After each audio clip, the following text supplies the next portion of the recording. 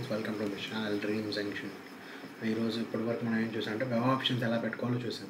ఇప్పుడు మనం ఏం చూస్తున్నాము అంటే అలాట్మెంట్ ఆర్డర్ ఎలా వస్తుంది, దాన్ని ఎలా డౌన్లోడ్ చేసుకోవాలి.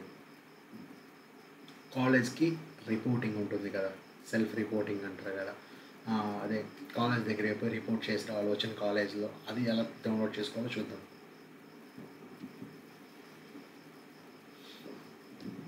ఫస్ట్ మనకి ఇలా ఓపెన్ అయింది న్యూ అని.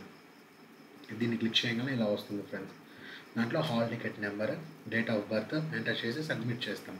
సబ్మిట్ చేయగానే ఓకే ఓటీపీ ఇవ్వాలి. ఓకే కొట్టగానే ఓటీపీ అడుగుతుంది. మీ రిజిస్టర్ అయిన నెంబర్ ఏదో మీకు తెలియకపోతే మీ ఈసెట్ హాల్ టికెట్లో ఆ రిజిస్టర్ అయిన నెంబర్ ఉంటుంది, చూసుకోండి. ఓకేనా? ఆ నెంబర్తో రిజిస్టర్ అయిన దానికి ఓటీపీ రాగానే ఓటీపీకి ఎంటర్ చేయగానే next step okay verified successfully. Next ఇక్కడ పాయింట్ ఏంటంటే download allotment in certificate, self reporting, view web options, download allotment order PDF. దీన్ని క్లిక్ చేస్తే ఇలా అలాట్మెంట్ ఆర్డర్ పీడిఎఫ్ వస్తుంది. అర్థమవుతుందా ఫ్రెండ్స్?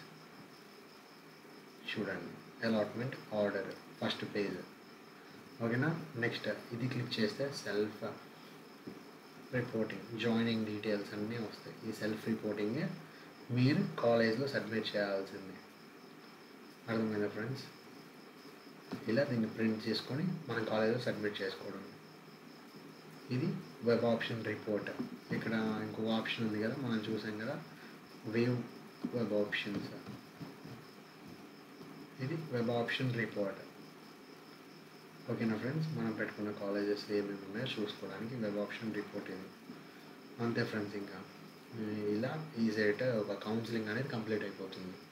ఆఫ్టర్ మీకు వచ్చిన ఈ వెబ్ ఆప్షన్ ఈ సెల్ఫ్ రిపోర్ట్ని జాయినింగ్ డీటెయిల్స్ తీసుకువెళ్ళి మీకు వచ్చిన కాలేజ్లో మీరు ఇచ్చేసి వస్తే అయిపోయినట్లు అంతటితో.